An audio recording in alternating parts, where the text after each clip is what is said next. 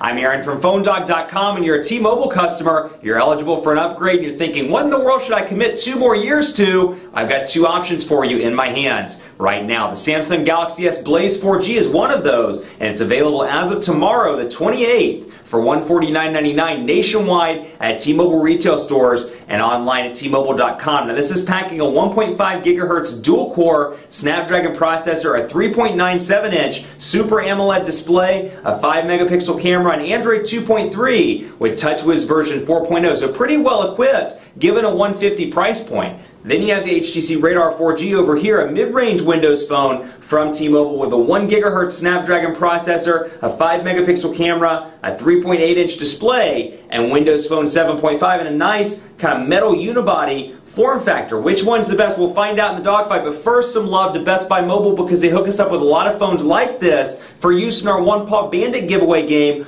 on the site, which you can win. When you walk into Best Buy Mobile, you'll walk out working. They'll help you set up your camera settings, your email, all that good stuff. So when you walk out the door, you're set up. You don't have to worry about importing your contacts or doing anything like that. At Best Buy Mobile, you're good to go. Let's see which one of these is the all-around must-have device. Obviously, with some different platforms come different personal information management. I think it's kind of cool to look at the differences between Android and Windows Phone. For example, go into Contacts and take a look at how they both handle information. You can see Billy Bob is in both of these, which apparently I look like Billy Bob. What do you know? And then you can scroll over here and see what's new. So if I have a bunch of accounts set up, we can go into settings and take a look. For example, if I had a bunch of accounts set up like Twitter, Facebook, I could come back out here and see what's new, and you can see Facebook updates, Twitter updates. It's kind of an information management portal for you to see what's new and what's going on. So Billy Bob is here. I can take a look at this as well. So you can see the picture in the corner of both, and this is more of a simple interface, and you'll notice these large fonts up at the top. I just scroll from left to right and take a look at the history, so it'll show any text messages, and you have the same thing over here on Android as well. History with the interface, and you can see text messages, phone calls, things like that. And I can scroll over to activities and photos on the Android side with info, and then I can go up and down and see my notes as well, and then of course I have notes back here. Also, one particularly cool thing that I like about Windows Phone, again, you know, in addition to the fluidity and just how simple to use it is, you can take a look at, for example, T. I can click on that, and any of the highlighted letters, I can know that I have contacts in there. So, for example, I have a contact that starts with a B. I have a contact that starts with a J, or a T, or a P, or an R. But I don't with any of the ones that are grayed out. That's kind of a cool feature. I think that's kind of cool to look at and be like, oh, apparently I need some friends with Y names, or apparently I need some friends with D names. I think that's kind of a unique little feature that you see there. And obviously both show the 4G indicators, but as I said in part 1, on Windows Phone, this is kind of a little pet peeve of mine. You can't get this notification area to stay at the top. You'll notice that it always disappears and leaves just the clock. So you can't always see what your battery life is, you can't always see what your signal strength is, and that's kind of an issue to me. But you've got your phone interface here, and you can see it opens up the history by default on Windows Phone, opens up the keypad rather over here. You've got your island keys with some shortcuts down here, call, voicemail, messaging, and then your back button. Up here, logs, contacts, favorites, and then I can scroll over and see groups, and then down here I have these little buttons that correspond to voicemail, my dial pad, my contacts, and search. Now if you're ever in an area on Windows Phone and you're like, I'm not quite sure what that button means, I can come down here and it gives me a nice little text preview below it by hitting the little settings button, which is the 3 dots. Now you've seen that before. It's an ice cream sandwich. It's something Google kind of brought over and probably got the idea, I'm just guessing, got the idea from Windows Phone. So that's a cool little feature there, and it's easy, you know, and again, it's all about simplicity over here. That said, the downside is sometimes it's a little bit too easy for its own good, and I think for people that enjoy using phones and enjoy taking the capabilities to the max, you may get tired with it after a while. If you're somebody like me that enjoys simplicity and ease of use because you work with phones for a lot, you know, 60, 70 hours a week, and you're like, hey, I just want something that's easy to use that I can get my email on, and I don't really want to hack or root or mod or anything like that in my off time, this may be a better device for you. You know, this or perhaps something else, or another Windows phone, perhaps a Lumia 900 or the 800, something like that. But you know, we're obviously comparing these T-Mobile to T-Mobile. So again, HSPA plus 42 megabits per second over here.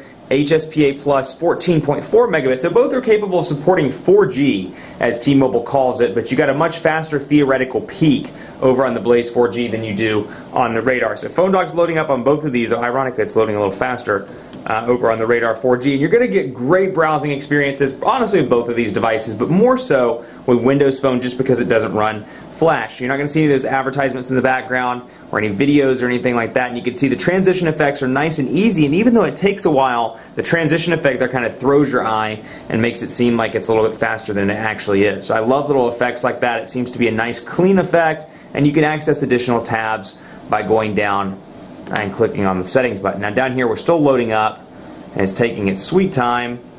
Let's get this to load up, and you can see pinch to zoom even while the page is loading, very responsive. And you've got your typical TouchWiz settings down here just by clicking the menu button, the ability to go to a different window and open up a new browser window. So if I wanted to look at the news while I was waiting for this thing to load, I could easily do it. So pinch to zoom, very responsive, but again, take a look at the transition effects. A little bit more blocky, a little bit more choppy, so even though it does do it relatively quickly, I think that the interface makes it look a little bit better over on the Radar 4G. But again, that's for me personally. I find form to be a very nice thing on a device. Perhaps you don't care about that, but in terms of design and kind of aesthetic appeal of the platform, Windows Phone has done a fantastic job between the Metro UI tiles and more. But Android, particularly with TouchWiz 4.0 as a user interface, does a pretty good job. And both of these, again, are nice budget devices that should appeal to a lot of people on T-Mobile. Let's take a look at the cameras. 5-megapixel cameras on both of these devices. And we'll load these up, and I don't want to spend too much time. We're going to bring in the arch nemesis here just because I have one on my desk, because it's going down to the One Paw Bandit game where you can win it on PhoneDog.com. So we'll take a quick picture here, press to hold, and focus. And then over here, I love the camera setting on Windows Phone. I can press and hold the button on the side, take the picture, and I can take a bunch of pictures that way. And when I want to go back to the gallery, I just swipe back over like that. It's quick and easy, and you have your settings here. I can go into advanced settings and see those, and then I can easily switch between the front-facing camera and the video camera. Same thing over here, front-facing camera and video camera settings on the sides, and I have my settings down there. Picture-wise, honestly, it's about a wash, and I'll show you the pictures side by side so you can see what they look like. And I did not mean to do that, but you can see they're relatively a wash between these two. I think you're going to be happy with either one. Now, both shoot video at 720p, but in terms of the camera department, it's kind of a tie between these two devices. I also want to show you before we sign off Google Play, which is the new version for the Android market, or the new name rather for the Android market. It's called Play Store. And I want to show you the marketplace, and I kind of want to show you side by side so you can see the differences here. 70,000 apps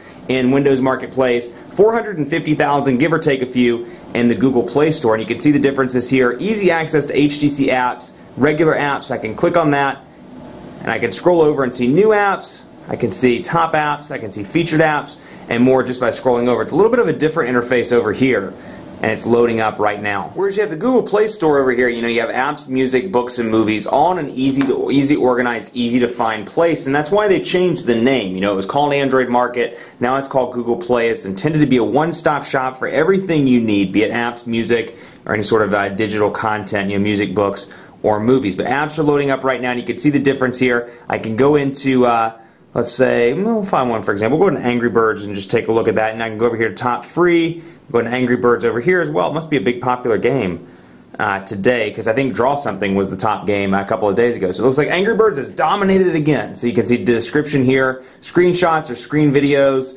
what's new, reviews, and then more by the developer, whereas over here details and reviews are separated, and then you can scroll over to see the screenshots. So it's a little bit more sectionalized over here, where it's all kind of on one space here with your download button, and then down here I can either try it or buy it. So both great devices, and it's really going to depend on what you want. When you walk in, perhaps you're coming from iOS, Windows Phone might be a better choice for you. If you're coming from iOS and you're like, man, I really want those widgets that all my friends have on their Droid phones, and I would hope you wouldn't say Droid, I would hope you'd say Android, but still, if you don't, you may say Droid, that's going to be a good device for you as well. The Blaze 4G is the winner of the Dogfight, and the reason why, dual-core processor, and this thing is just a killer for the price point. $150, you get some nice things on this bad boy. You get a dual-core processor, you get a Super AMOLED display. Feature-wise, this is the better device. Super AMOLED display, same 5-megapixel camera, but a decent body. Now this one, where it wins, simplicity, and much like the iPhone, simplicity, beauty here in terms of the build quality, and then it has some nice features as well, 5-megapixel camera, and it's just easy to use and very fluid. But by a narrow margin, the Blaze 4G is the one that wins the dogfight. Much more coverage to come on PhoneDog.com with both of these devices, so keep it locked on the site, and be sure to check out our rankings program. If you have one of these phones, head over to PhoneDog.com/rankings, vote for your favorite phone in PhoneDog's official smartphone rankings, and cast your review. Let me know what you think. You love it, you hate it, there are things you like, things you don't like. let me know. PhoneDog.com/rankings. Be sure to follow me on Twitter as well, PhoneDog_Aaron, and on Facebook at Facebook.com/PhoneDogAB. Thanks for watching. Let me know what you think in the comments below on the site and on Twitter. We'll see you next time.